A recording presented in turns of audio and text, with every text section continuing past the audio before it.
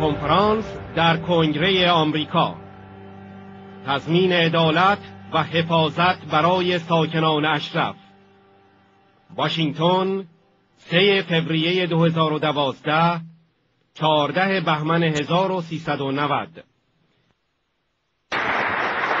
Thank you very much. Thank you. Distinguished leaders of our country, colleagues, and most importantly, the family and friends of the 3,400 residents of the Iranian resistance at Camp Ashraf. I'm honored to be here today. I spent this week on Capitol Hill talking with senators, congressmen, and their professional staff. My intent was not strategic. It was tactical. I got to answer those allegations they raised. And I didn't get my information by reading reports. I got my information to answer those allegations, not second and third hand, but I lived it. I experienced it. I saw it, and I was responsible for detaining your loved ones. Well, I was asked first, there's people at Ashraf being held against their will. Let me tell you about being held against your will. Every single person was taken off of Camp Ashraf, interviewed, and given the opportunity to leave. Some did. Not many. Most returned voluntarily.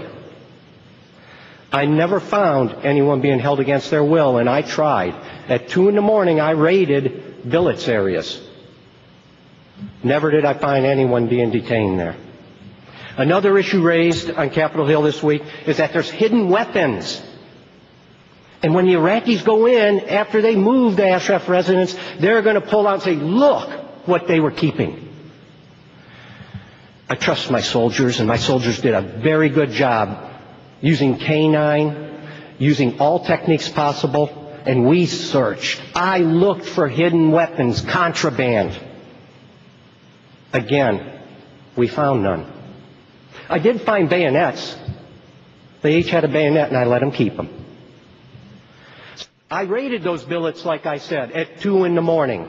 I never found any indication of torture, anyone being hurt, any hidden weapons, or people being held against their will.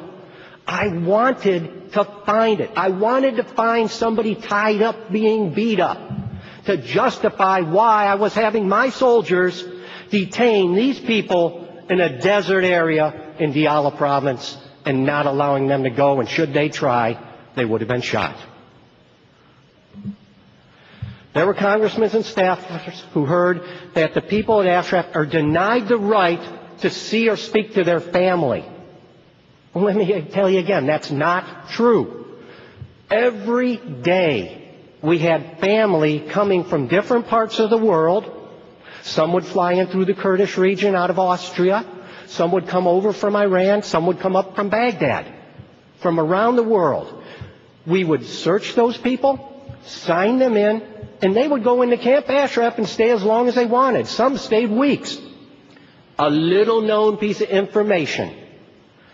The MEK, the residents of Ashraf, they ran a hotel on the encampment where the family members could stay. You don't hear that in the news? No, family members came and went. But I'll tell you, since April 2009, I haven't heard of the Iraqis detaining the people at Ashraf, letting any family members in.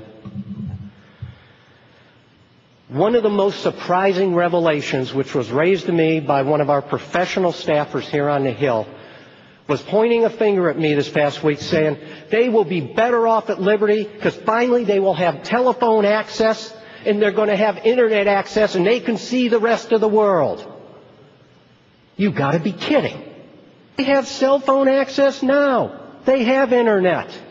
I pulled my phone out of my pocket and I said, name any one of the leaders at Camp Ashraf and I guarantee you I will have them on the phone in 5 minutes.